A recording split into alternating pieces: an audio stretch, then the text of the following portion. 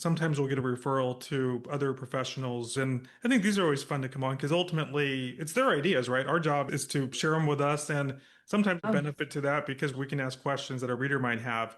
Now, one of the projects that's landed in your lap, it's a gentleman named Scott. Tell us about that project.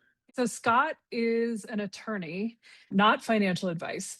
And he specializes in defending people with traumatic brain injuries. And he is one of the foremost experts on this, I would say. Basically, what we're writing is a textbook for lawyers. And so there's not a whole lot of people who are very specific in this type of trial, but Scott is. And so he wants to get this message out for lawyers to be able to defend these people who really need it to the best of their ability. And he has years and years of experience. He originally was planning on going to medical school and ended up becoming a lawyer instead. And so he has a way of thinking that he knows all of the medical terminology, which is super important for this very specific trial. He knows what works, he knows what doesn't work, trial and error, literally. So, this has been a really interesting book to write because it is much different. It's not a financial advice book, it's not a retirement book, but I think it's a real feather in our cap to be able to offer something that's outside of the box. And this is something that he's wanted to do for years and years. And now he's coming to the end of his career. And so this is going to be a big retirement project for him. And this is his legacy that he's leaving beyond just his own practice.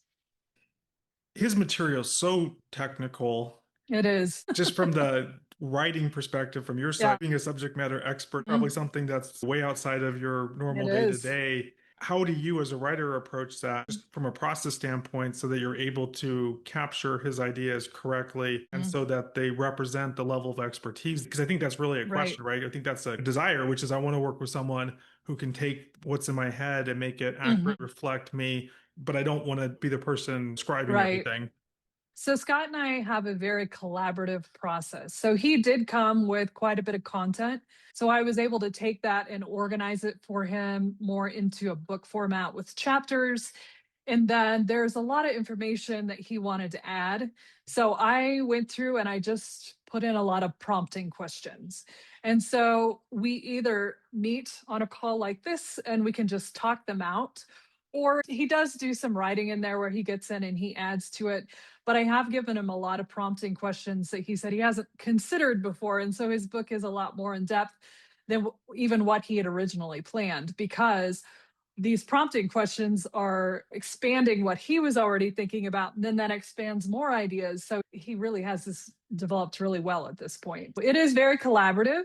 And as a coach, I'm very flexible, where if something works better for somebody to write something out, like answer some questions that I have, I'm fine with that. If they want to get on a call, I'm fine with getting on and talking to someone. Sometimes getting on a call is a better approach because I'm literally recording their own words. And so I can hear exactly how they would say it. Whereas sometimes when someone is typing something out, they write differently than how they would speak. And so what we want in the book is somewhere in the middle between very casual language and very formal language. We want to land on the sweet spot for that particular client.